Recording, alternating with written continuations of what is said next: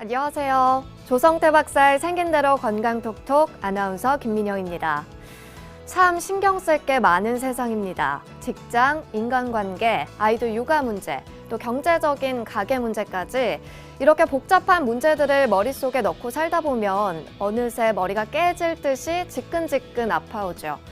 또 복잡한 세상 속에서 정확한 판단과 결단을 내리기 위해서는 머리가 맑아야 하는데 그렇지 못해서 걱정인 분들도 계실 겁니다. 자, 이분들을 위해서 생긴 대로 건강톡톡 오늘 첫 번째로 안개 속에 있는 듯이 머리가 막지 않음이라는 주제로 함께 해봅니다. 늘 머리가 막지 않아서 피곤하셨던 분들 채널 고정하시고요. 강의 들려주실 조성태 한의학 박사님 모십니다. 어서 오세요.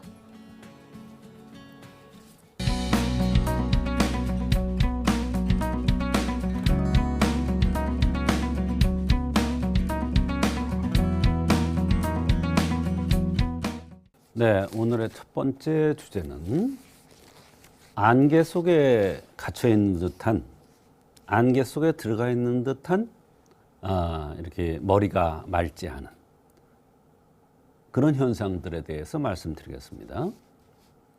우리가 머리라는 것은 영롱해야 됩니다. 맑고 깨끗해야 되는데 안개 속에 갇혀 있는 듯, 안개 속에 들어가 있는 듯 머리가 맑지 않으면 정말로 괴롭죠. 보통 괴로운 게 아닙니다.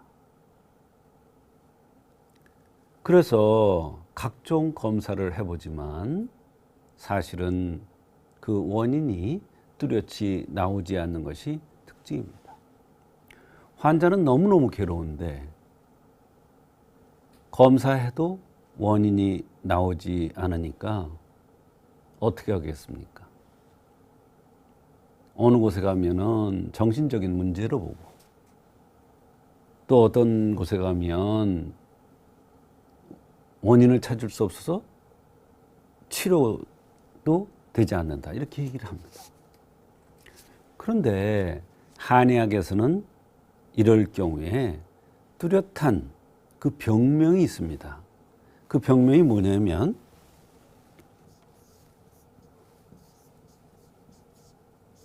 두불청리라고 이렇게 하는데요. 머리가 맑지 못해서 맑지가 않아서 영롱하지가 않아서 제대로 운행되지 않는 거예요. 이거요. 겪어본 사람이나 알지 겪어보지 않은 사람은 다 꾀병이라고 그럴 겁니다. 그런데 문제의 심각성은 이런 환자들이 점점 늘어간다는 거예요. 또 여기에는 한의학적인 관점에서 볼 때 원인이 다양해요. 그래서 사실은 한의학적으로도 치료가 용이하지가 않습니다. 쉽지가 않아요. 그러나 분명히 한의학에서는 두 불청리라고 그래가지고 병명이 있어요. 그냥 한의학에서 의사에 보면 그냥 두 불청리 이러니까 사실 전문가들도 이해가 쉽지가 않아요. 그런데 그것이 안개 속에 들어가 있는 듯한 머리가 맑지 않은 이런 현상들을 얘기하는 것입니다. 그러면 여기에는 머리가 맑지 않은 그래서 아주 고통스러운 이런 경우에 그 원인은 첫째가 수독성 질환입니다. 수독성 질환입니다. 수독성 질환. 물이 우리 몸에 들어와서 피가 되고 살이 되고 영양분이 돼야 되는데 이게 독성작용을 일으켜요. 그러면 이게 위로 올라가 머리 쪽으로 또는 몸에 다 퍼져나가게 돼요. 그래서 수독성 질환은 사실은 어떤 거냐면 나 하루에 물 3리터 먹어야 돼? 꾸역꾸역 마십니다. 나 오늘 2리터 먹어야 돼? 그래서 꾸역꾸역 마십니다. 이거 잘못된 거예요. 이 인체라는 것은 자동화된 기계입니다. 그래서 물이 필요하면 갈증이 나요. 그러면 갈증 없애는 정도 마시면 돼요. 그런데 하루에 2리터 마신다, 3리터 마신다.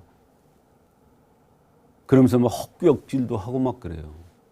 이렇게 되면 이게 병이 돼서 그 병, 다양한 병들이 나타나는데 그 병 중에 하나가 두불청리, 머리가 맑지 못한 거예요.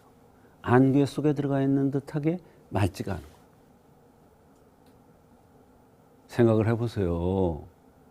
안개가 탁 꼈다가 갑자기 싹 맑아지면 이거 생각해 보세요. 머리가 그렇다. 정말 괴로운 겁니다. 근데 겉으로 보면 멀쩡해요, 사람들이, 환자들이. 그러니까 막 이리저리 헤매는 거예요. 이게 계속되면 막 정신질환도 오고 불안초조해지기도 하고 여러 가지 증상들이 나타나요. 그 다음에 뭐냐면 뇌수가 부족한 거예요. 사람 몸에는 골수가 있고 머리에는 뇌수가 있어요.